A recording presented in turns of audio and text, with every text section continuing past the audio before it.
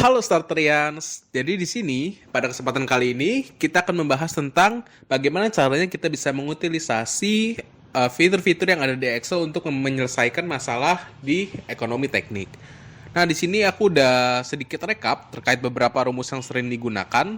Di sini ada PV, present value, NPV, IRR dan sebagainya. Tapi karena waktu kita terbatas, mungkin kita akan bahas pada satu soal aja.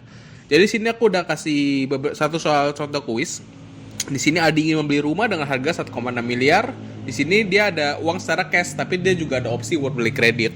Nah, di sini objektif kita adalah apakah lebih baik untuk kita membayar secara cash atau kredit dengan mempertimbangkan present value dan future value. Karena kalau misalnya kita cash berarti kan langsung 1,6 miliar. Tapi dengan kita dengan kredit meskipun yang dibayarkan sama tetapi ada bunganya juga.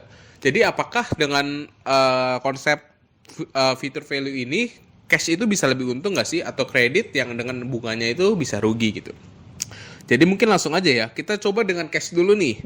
Di sini cash karena dia pengen beli rumah dengan 1,6 miliar, berarti di sini kita tulis di sini present value adalah 1,6 miliar. Rate-nya di sini teman-teman, kalau teman-teman lihat di sini adalah inflasinya adalah 4%. Jadi kita masukin di sini 4%. Lanjut, end period. End periodnya adalah di sini adalah 4 tahun di sini. Karena di sini angsuran kreditnya adalah 4 tahun. Jadi kita samain, dan di sini karena tidak ada payment langsung lam cash, di sini paymentnya adalah 0.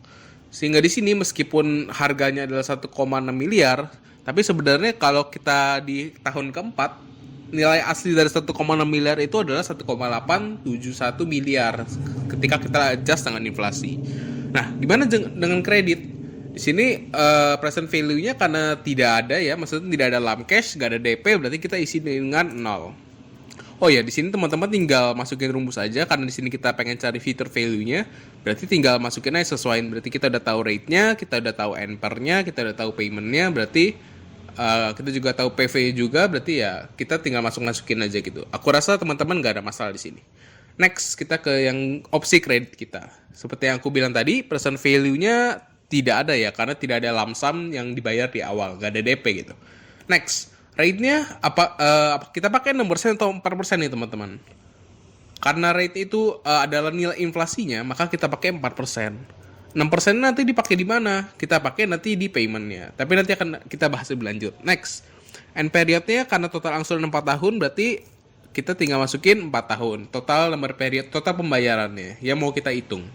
Dan terakhir sini payment-nya nih. Nah, di sini agak tricky teman-teman, karena teman-teman harus menunjukkan bahwa ada bunga kredit juga nih yang berbeda. Sehingga di sini teman-teman kan dapat 400 juta per tahun payment-nya. Jumlah yang harus dibayar per tahun. Berarti kita masukin 400 juta. Nah, di sini kalau teman-teman familiar dengan sistem bunga kredit, dia per tahun teman-teman harus bayar bunga dari total nilai yang teman-teman kreditkan gitu. Berarti dari sini teman-teman harus ditambahkan 6% dari 1,6 miliar. 6% kali 1,6 miliar. Aku langsung di sini aja. Kita lupa pakai sama dengan di sini. Dan di sini 1,6 miliar. Nah, di sini teman-teman kalau teman-teman lihat berarti total yang harus dibayar per tahun itu adalah 496 juta per 1 tahun, yang itu sudah masuk bunga kredit.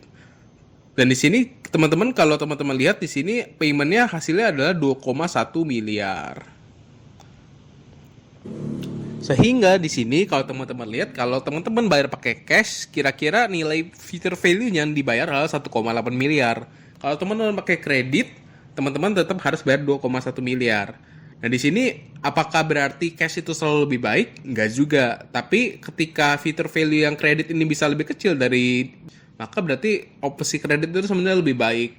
Sehingga di sini karena kasusnya adalah cash itu lebih kecil dari kredit nilainya, opsi cash ini, maka kita bisa bilang kalau opsi cash itu yang terbaik. Mungkin sekian dari saya, sampai jumpa di lain kesempatan.